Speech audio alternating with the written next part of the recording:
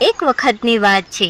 ચકલી બહેન પોતાના નાનકડા અને સુરક્ષિત માળામાં પોતાના વહાલા સોયા બચ્ચાઓ પિંકુ અને પિંકી માટે પ્રેમથી ભોજન તૈયાર કરી રહ્યા હતા. પિંકુ અને પિંકી બંને પોતાના મિત્રો સાથે રમવા માટે બહાર ગયા હતા. ચકલી બહેન રસોઈ બનાવતા હતા ત્યાં તેમની નજર દિવાલ પર લટકેલા કેલેન્ડર ઉપર પડી. ચકલી બહેન કેલેન્ડરની નજીક ગયા અને કેલેન્ડરને નિહાળવા લાગ્યા. ત્યારે ચકલી બહેનને જોયું કે રક્ષાબંધનનો પવિત્ર તહેવાર હવે નજીક આવી રહ્યો છે. આ જોઈને તેમના હૃદયમાં અનોખી આનંદની લાગણીઓ છલકાઈ ઉઠી. અરે, ઘરના કામોમાં ને કામોમાં સમય ક્યાં વીતી જાય છે તેનું ભાન જ નથી રહેતું. જોત જતામાં તો હવે રક્ષાબંધનનો તહેવાર નજીક આવી રહ્યો છે. મારે પિંકીને રાખડી બાંધવા માટે મારે પિંકીને રાખડી ખરીદીને આપવી જ પડશે. ચકલી બહેનનો કોઈ જ ભાઈ ન હતો, એટલે વર્ષમાં જ્યારે પણ રક્ષાબંધનનો તહેવાર આવે એટલે ચકલી બહેન ઉદાસ થઈ જતા. હે ભગવાન, તે મને ભાઈ કેમ નથી આપ્યો? શા માટે મને આ સુખથી વંચિત રાખી છે? જો મારો ભાઈ હોત તો કેવી મજા આવત. તેના હાથ પર રાખડી બાંધત, તેની આરતી ઉતારત અને બદલામાં તે ભાઈ પાસેથી વહાલ અને રક્ષણનું વચન માંગત.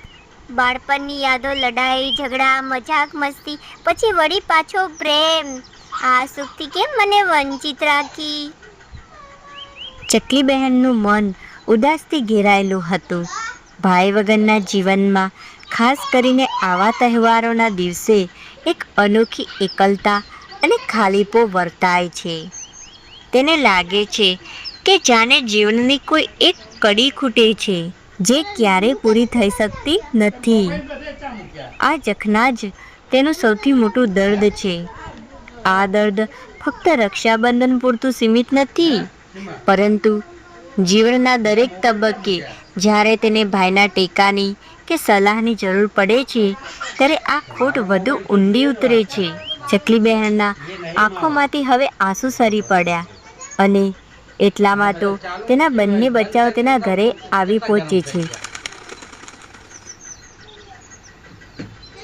મમ્મી, અમે આવી ગયા.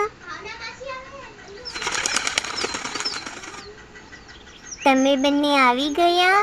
તો હવે ચાલો જલ્દીથી. મોઢું અને પગ ધોઈને જલ્દીથી ફ્રેશ થઈ જાઓ. હું તમને બંનેને ખાવાનું પીરસીને આપું. મમ્મી, તમે શું બનાવ્યું છે જમવામાં? મેં તમારા બંને માટે આજે માલપુઆ બનાવ્યા છે. વાહ!